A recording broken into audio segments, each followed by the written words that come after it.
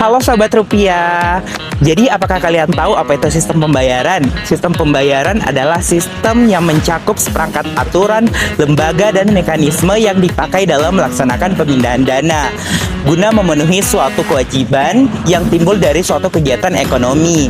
Sistem pembayaran lahir bersamaan dengan lahirnya konsep uang sebagai media pertukaran atau medium of change.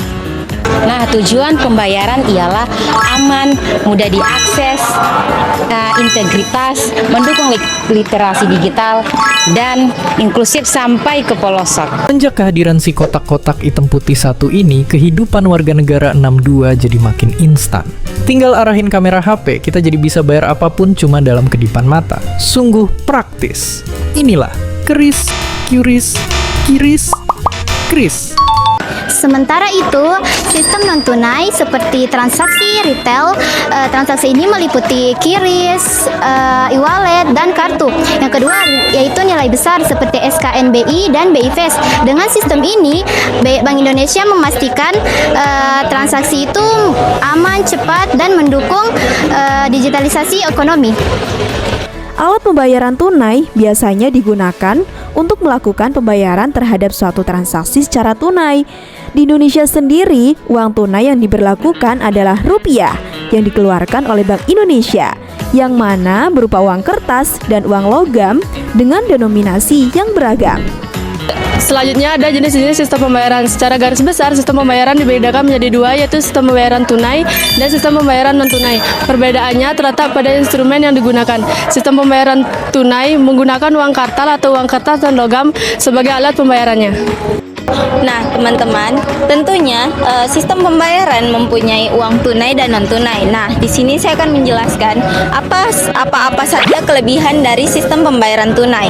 Nah, kelebihan dari sistem pembayaran tunai itu misalnya yang pertama, mudah dan langsung digunakan. Nah, kita tidak memerlukan lagi handphone ataupun akses internet.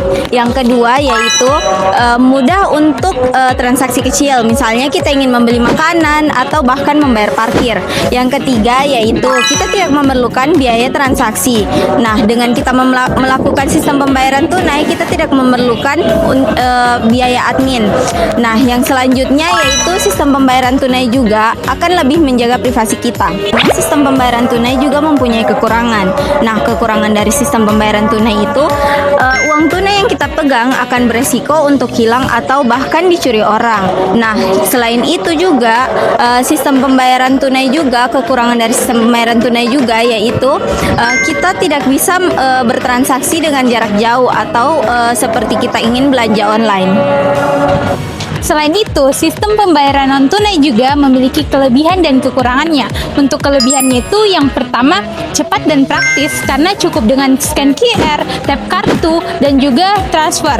Yang kedua adalah lebih aman karena saldo itu disimpan di bank atau di wallet.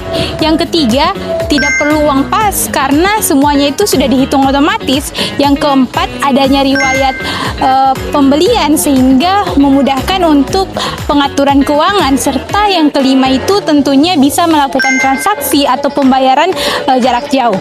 Selain kelebihan dari sistem pembayaran non-tunai, terdapat juga kelemahannya seperti yang pertama membutuhkan HP, kartu ataupun perangkat lainnya. Yang kedua membutuhkan jaringan internet.